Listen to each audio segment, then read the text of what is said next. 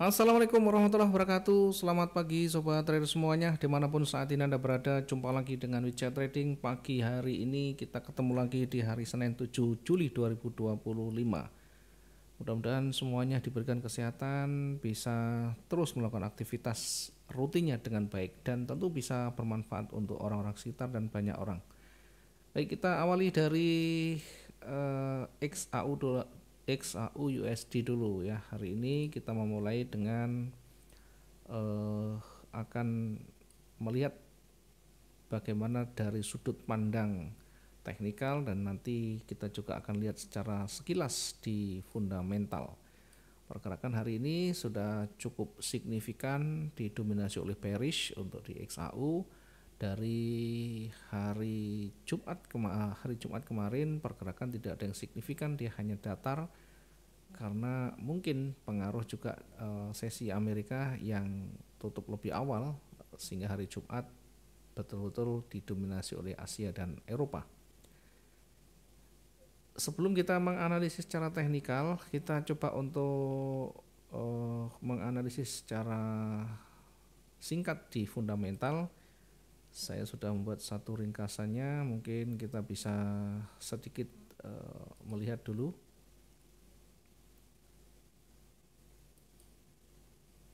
Untuk fundamental ya, yang pertama dari sisi kebijakan The Fed dan data inflasi, investor masih menanti sinyal potensi pemangkasan suku bunga dari The Fed, terutama lewat minutes FOMC minggu depan ya, dan data inflasi yang nanti juga akan dirilis ya. Komentar dovish bisa mendukung emas, sementara yang hawkish tentunya nanti bisa menguatkan US dollar.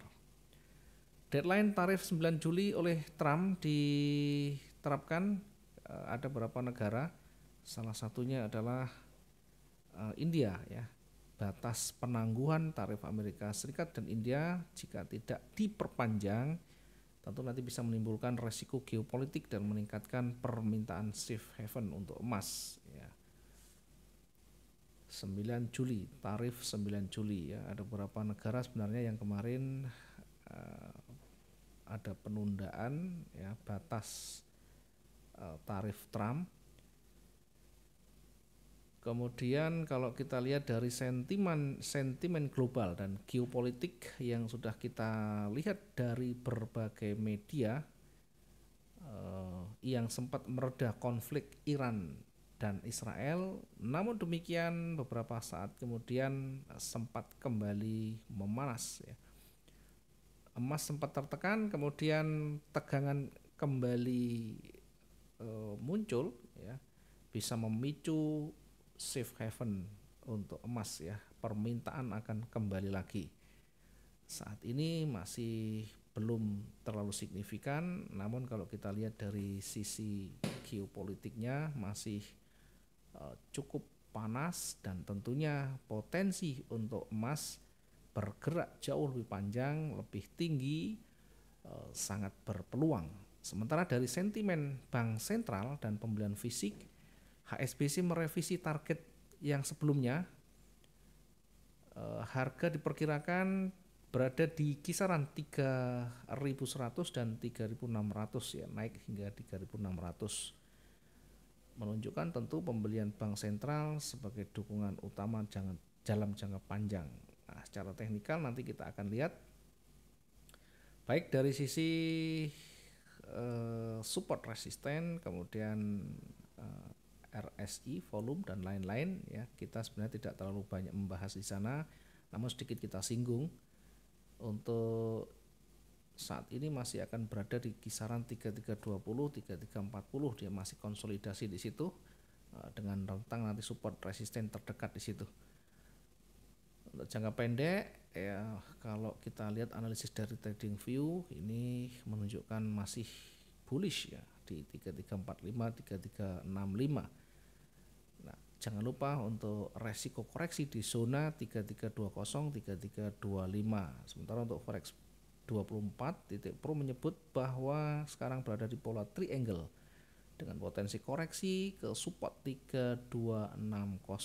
Nanti jika rebound atau naik kembali akan menuju ke 3745, diperkirakan minggu depan masih akan bertahan naik ya. Indikator RSI berada di overbought dan masih ada potensi kenaikan secara sedang ya, berada di kisaran 3320 3340. Sementara untuk entry silahkan nanti kita lihat di teknikalnya ya. Secara umum kesimpulan hari ini kita perkirakan emas akan bergerak sideways ya, berada di rentang 3320 3365.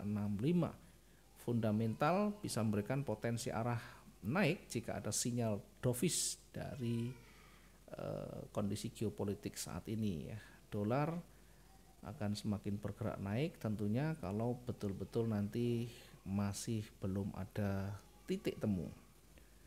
Itu kira-kira sekilas dari fundamental yang kita sudah rangkum untuk hari ini, Senin 7 Juli 2025. Sekarang kita kembali ke teknikal ya. Dari teknikal kita akan lihat secara detailnya ya. Kita gunakan time frame yang besar dulu di daily. Di daily kita lihat masih berada di puncak atas, artinya masih berada di tren naik sekalipun beberapa hari sempat bergerak turun ya, namun masih berada di jajaran baris naik. Dari time frame H4 kita lihat di H4 ini condong akan koreksi ya, akan koreksi ke bawah. Kita nanti akan lihat hingga di kira-kira 3300 di situ ada penolakan, duduk penolakan.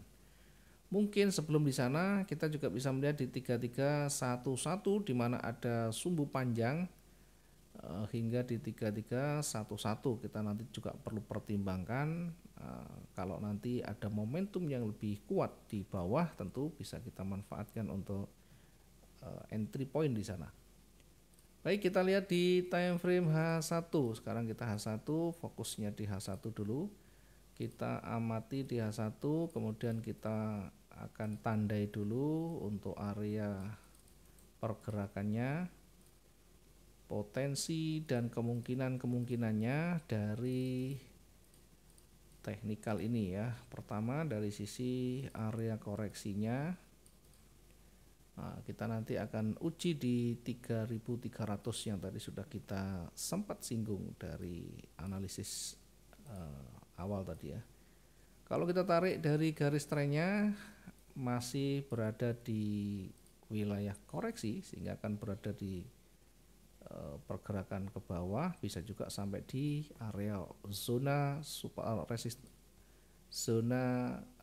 retracement di sana ya. Nah, kalau kita lihat nanti setelah mendekati area ini, kemudian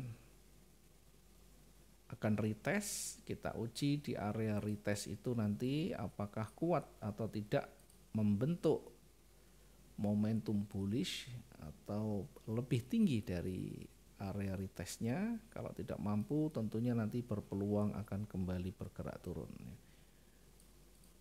Nah, ini adalah simulasi ketika nanti belum ada petunjuk naik. Sebaliknya, meskipun nanti tidak ada kelanjutan ya, namun tentu kita tetap melihat bagaimana konfirmasi dari kekuatan bullishnya. Saat ini masih belum ada tanda-tanda dia akan bergerak naik, masih akan koreksi hingga di 3300 kira-kira ya. Sebaliknya, kalau nanti tidak sampai di sana, ini akan kembali bergerak naik ya, akan memakan semua candle warna merah di sana. Kemudian kita juga akan amati apakah dia akan melewati resistennya dengan signifikan atau hanya mendekati ya. Kalau mendekati nanti bisa balik ke bawah. Kalau break nanti bisa mendekati resisten berikutnya, kemudian akan retest lagi.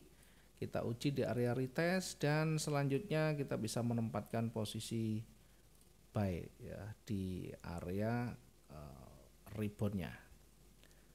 Nah, ini adalah simulasi atau skenario yang bisa kita terapkan kalau kita nanti melihat ada petunjuk yang lebih jauh. Saat ini belum ada petunjuk lebih jauh sehingga masih berpeluang akan koreksi ya.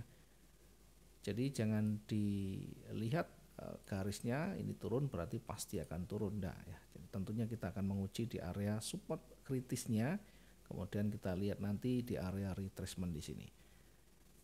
Nah, kita bisa menempatkan posisi buy dan sell sesuai dengan setup masing-masing. Kalau saya bisa menempatkan di sini karena arah masih bergerak turun, bisa saja saya menempatkan posisi sell di situ ya. Potensi masih sangat berpeluang hingga nanti berada di area retrace-nya di situ ya, sekitaran 3.300 tadi ya, 3.300. Saya bisa taruh di sini untuk targetnya. Nah, mungkin juga teman-teman punya setup lain, silahkan diterapkan saja seperti biasa ya.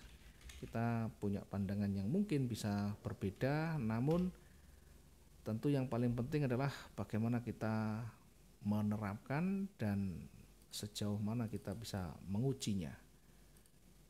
Oke, kita targetkan kalau yang di awal di sana di 3303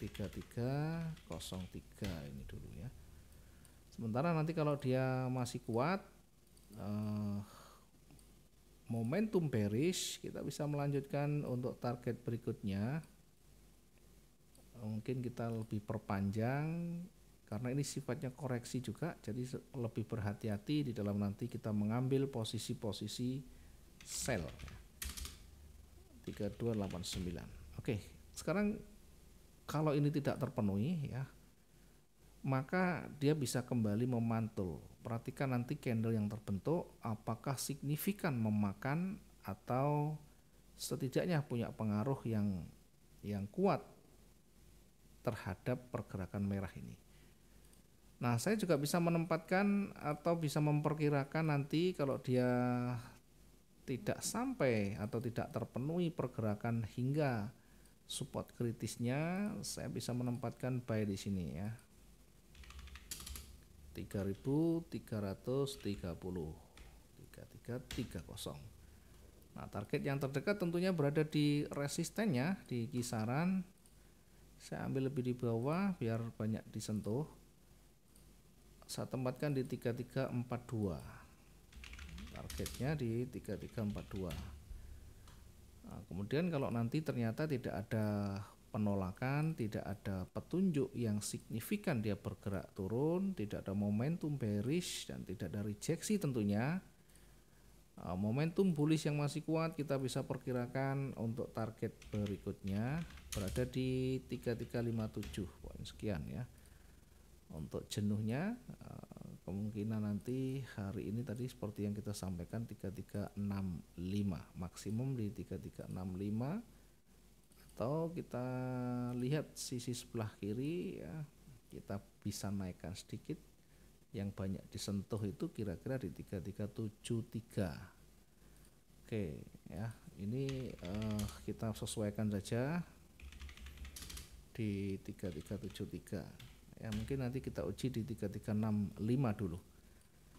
Sementara untuk jenuh jual kita perkirakan nanti di 3265. Ini area jenuh jual. Jenuh jual itu kita perkirakan di 3265 ya. Oke, ini mungkin gambaran umum yang bisa kita mappingkan untuk pagi hari ini. Dari sisi teknikal, secara fundamental silakan juga dibaca banyak berita, diikuti sehingga betul-betul kita tepat di dalam mengambil keputusan ya. Trading tidak hanya kita melihat dari sisi teknikal, kita bisa seimbangkan dengan dinamika globalnya ya. Ada isu penting baik dari sisi ekonomi maupun geopolitiknya. Terima kasih, mudah-mudahan bisa bermanfaat. Kita ketemu di esok hari di waktu yang sama dan mudah-mudahan hari ini bisa maksimum. Terima kasih, selamat pagi. Assalamualaikum warahmatullahi wabarakatuh. Selamat beraktivitas dan salam profit dua arah.